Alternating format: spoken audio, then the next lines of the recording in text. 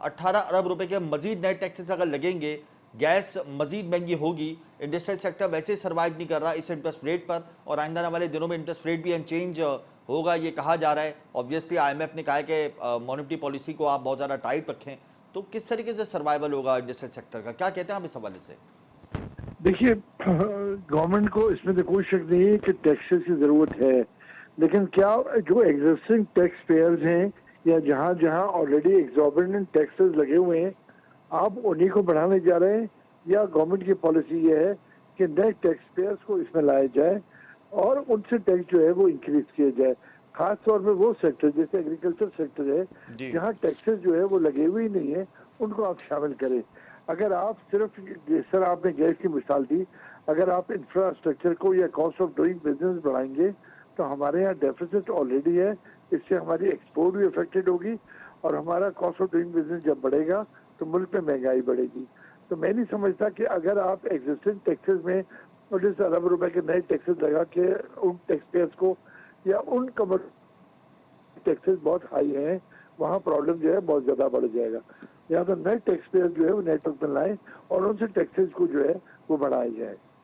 खालिद साहब, agriculture sector में तो फिलहाल अभी कोई टैक्स लगने नहीं जा रहा, हमारे जराये तो ये कह रहे हैं। हाँ, फर्टिलाइजर सेक्टर को जो सब्सिडी दी जा रही है वो ज़रूर ख़त्म कर दी जाएगी, तो उससे फूड इन्फ्लेशन मजीद आएगा और जो एग्रीकल्चर सेक्टर है उसको ज़्यादा प्रॉब्लम होगी, तो इस बिना पे एग्रीकल्चर सेक्टर को ये टैक्स नेट पे तो नहीं लाएंगे। हाँ, ये ज़रूर है कि जो टैक्स चोरी कर रहे हैं उनके ऊपर क्रैकडाउन हो जाएगा, नॉन फाइलर को हो जाएगा, लेकिन इंडस्ट्रियल सेक्टर पर मजीद टैक्स ज़रूर लगेंगे। एप्टमा ने भी खतरे की घंटी बजा दी इस हवाले से।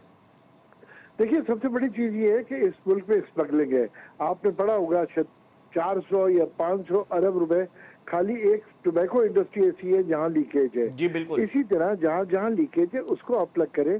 प्लस एग्रीकल्चर टैक्स में this is the right time कि अगर आप लगा दें, क्योंकि जिस वक्त नेशनल असेंबली चल रही होती है उस वक्त चूंकि इनकी लॉबी बड़ी स्ट्रांग होती है, लिहाजा ये टैक्सेस नहीं लगने देते। This is the right time कि आप उनको भी टैक्स कल्चर में लेकर के आए और उनको बताएं कि इनकम टैक्स जो है वो जरूरी है, या मुख्तलिफ टैक्सेस जो है वो जरूरी है। तो अगर इस टाइम पे भी नहीं लेंगे तो फिर क्या रह जाएगा?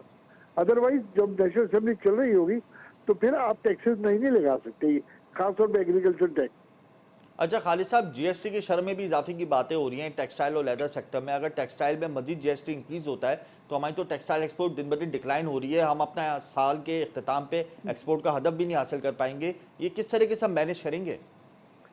देखिए, टेक्सटाइल इंडस्ट्री इस वक्त मुल्क की एक्सपोर्ट में एक रीढ़ की हड्डी की हैसियत रखता है। जी। मैं समझता हूँ कि हमें इसको फैसिलिटेट करना चाहिए। मैं ये नहीं कहता कि सब्सिडी दी जाए, बल्कि अपने इन्वायरमेंट को देखें, हमारे आसपास का वो देखें कि इंफ्रास्ट्रक्चर के हमारे जो पड़ोसी ममालिक है वहाँ क्या रेट है और उन्होंने क्या पॉलिसी अडॉप्ट कर रखी है। मैंने अभी फाइनेंस मिनिस्टर को भी और कॉमर्स मिनिस्टर को भी कुछ दिन पहले दोनों से रद्द मुलाकात हुई। मैंने सजेस्ट किया कि बजाय इसके आप कोई सब्सिडी दें, आप वही सिस्टम ले आए, बोनस वाउचर सिस्टम।